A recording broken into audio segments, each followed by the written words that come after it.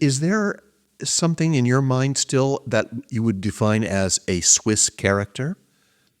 Yes, there are many things. I think the first thing is that, number one, we are very cautious, let's face it. I mean, and sometimes we surprise ourselves not being cautious because traditionally, this is a country of insurance. This is a country of banking. Right. We are Security, right? security. Right. We are cautious. But then in the middle of something appears Nespresso, for example, Right. which is everything, which is very imaginative and everything like that.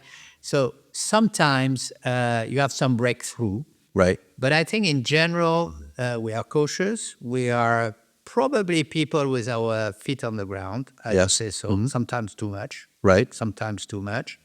There is a very high level of tolerance, despite what people are saying about the rest of the world. 38% of the Swiss population is considered to be pure Swiss. What means you are born in Switzerland and one of your two parents is also born in Switzerland. Only one. Only one. This is the official definition. And that's by still, the Swiss you're still pure. statistical. Oh. 38% only of the population is born here with one parent, which means that if you go to the grandparent levels, about everybody Right. has a foreign root. Right. Sure. Everybody. Right. And Right. the question is not with a foreigner or not. The question is how much integration Yes. you have. Right. And Switzerland has a very strong capacity to integrate people. Yeah. For example, if you take your Swiss passport, it doesn't say where you are born. Yeah, that's right. That's It right. tells you which is Well, your village of your origin. your official hometown, right? But it doesn't tell you where you are born. The moment you get your Swiss passport, you are Swiss no matter where you come from. Right. Now, of course, sometimes it's a little bit difficult, but the moment you get it, you get it. And you are equal to the others. There is no old aristocratic Switzerland. With Right. It doesn't exist. Right. What else is changing about the Swiss character? I mean, one thing, for example, is this idea. You say our feet are on the ground. We're very cautious.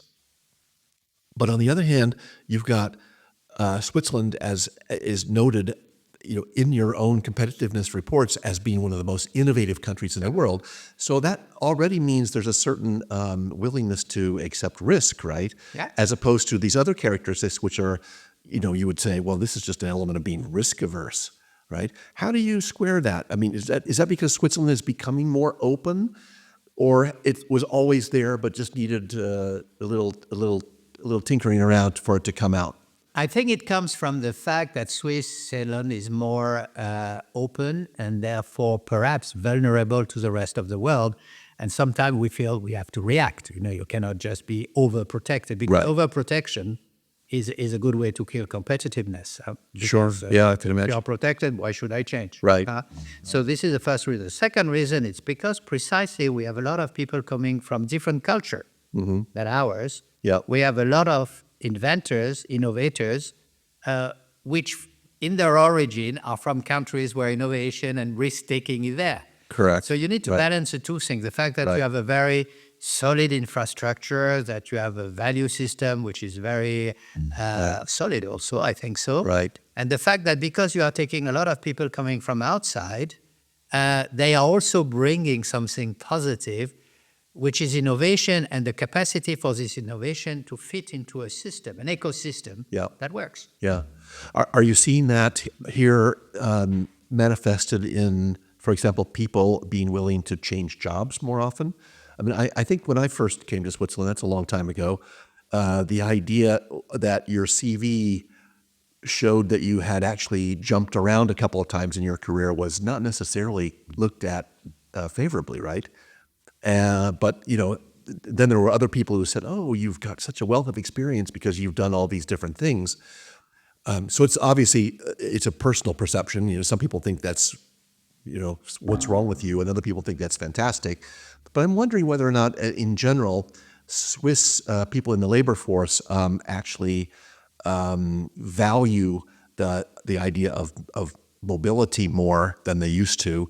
Whereas, a couple of generations ago, or maybe even just one generation ago, it was like, find a good employer and stay there and get your gold watch, when you're 65 and never move. Yes, you are correct. I think it is changing, no doubt. It's not only changing because of more foreign population being in Switzerland, but also because the new generation is going to be very loyal in a job. Right. But loyalty doesn't mean I'm going to stay there for my whole life. Right. But So- they're maybe more loyal to their own They are career cats. somehow, right? They are cats.